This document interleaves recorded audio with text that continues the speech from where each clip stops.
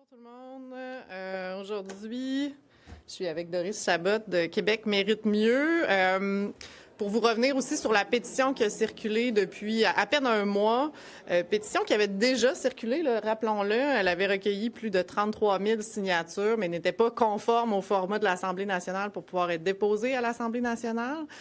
La pétition qui demande donc d'imposer un moratoire pour sauvegarder les arbres sur le tracé du tramway va être déposée aujourd'hui. Elle a recueilli plus de 12 000 signatures, 12 284 très exactement.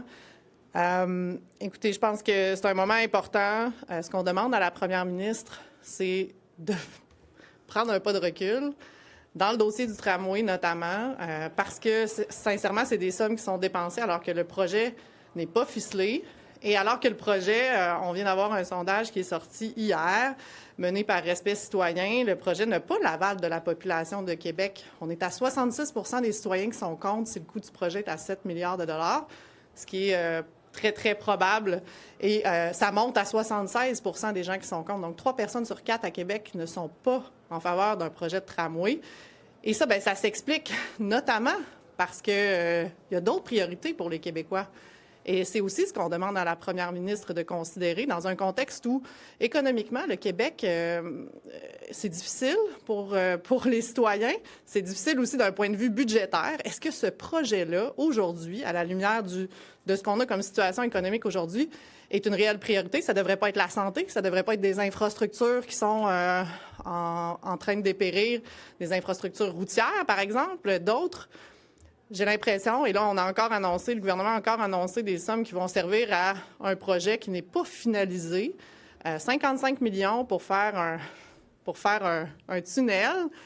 On a déjà eu, dans l'histoire de la Ville de Québec, des bretelles d'autoroute qui se jetaient dans un cap et qui ont été là pendant je ne sais pas combien de décennies. C'est des sommes que les Québécois gagnent durement. Chaque million de dollars aujourd'hui qui est dépensé par le gouvernement du Québec devrait être regardé à la lumière de ce que les Québécois ont comme difficultés financières. Plutôt que de dépenser des sommes pour démontrer électoralement qu'un projet avance, je pense qu'il est important que le gouvernement fasse preuve de prudence avec les fonds publics et s'assure qu'il y aurait des sommes uniquement lorsque le projet aura son montage financier finalisé et que ce sera un réel projet, pour pas qu'on se retrouve avec, comme on l'a eu dans le passé, des bretelles d'autoroute qui arrivent nulle part. J'aimerais céder la parole à Mme Chabot. Alors, bonjour à tous. Je suis contente puis je remercie en fait d'avoir une écoute parce que dans le fond, les citoyens, depuis le début de ce projet-là, n'ont pas d'écoute. Si on voit que plus ça monte le montant des coûts, plus l'adhésion baisse, c'est parce que les gens ont leurs priorités. J'écoutais hier en ligne sur Cube des lignes ouvertes d'un monsieur qui appelait puis pleurait parce qu'il mangeait juste un repas par jour pour que ses enfants puissent manger et qu'on fasse une telle violence, à l'environnement, parce que raser les arbres matures avant de savoir les coûts, avant de savoir si le projet est financé, parce que ça prend les coûts. Quand on dit on veut le financement, on ne peut pas avoir le financement tant qu'on n'a pas, en 2027, le rapport de la CDPQ Infra qui va dire combien ça va coûter. Donc, il faut aller étape par étape. Ça ne donne rien de raser des arbres comme ils ont fait avec le boisé, le gendre, puis le boisé Rochebelle, qui a été coupé il y a 4 ans, qui ne s'est rien passé pendant 4 ans.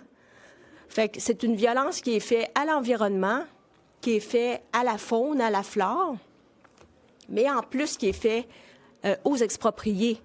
Parce que les expropriés là, qui dorment pas la nuit depuis des années, qui se font dire il y a quelque chose qui va arriver, qui savent pas, on leur donne pas d'aide. Puis eux, ils ressentent ça comme de la violence. Quand il y a eu le reportage de Radio-Canada sur les expropriations à Mirabel, on a fait un reportage 20 ans plus tard, puis on dit c'est épouvantable ce que les gens ont vécu. Ils ont vécu de la violence, ils ont des vies brisées. Bien, c'est ça qu'on est en train de vivre à Québec. C'est pas parce que vous le voyez pas aux nouvelles que ça existe pas, ça. Les gens, ça cogne à la porte, on t'a pris ton terrain, on prend ton parking, on prend tes armes, puis t'as rien à dire. prouve-nous que ça vaut de l'argent. C'est aux citoyens à se dépatouiller avec ça. Fait que c'est vraiment... c'est comme en parallèle. Les élus s'en vont. Nous, on fait ça sans égard à l'opinion, puis sans égard à qui va le payer, puis sans égard à la violence que tous les niveaux, que ce soit la nature, la faune, la flore, puis les citoyens vivent. Alors, je demande au gouvernement d'avoir un minimum d'écoute envers tous ces êtres vivants-là. Merci. Je vous écoute, là.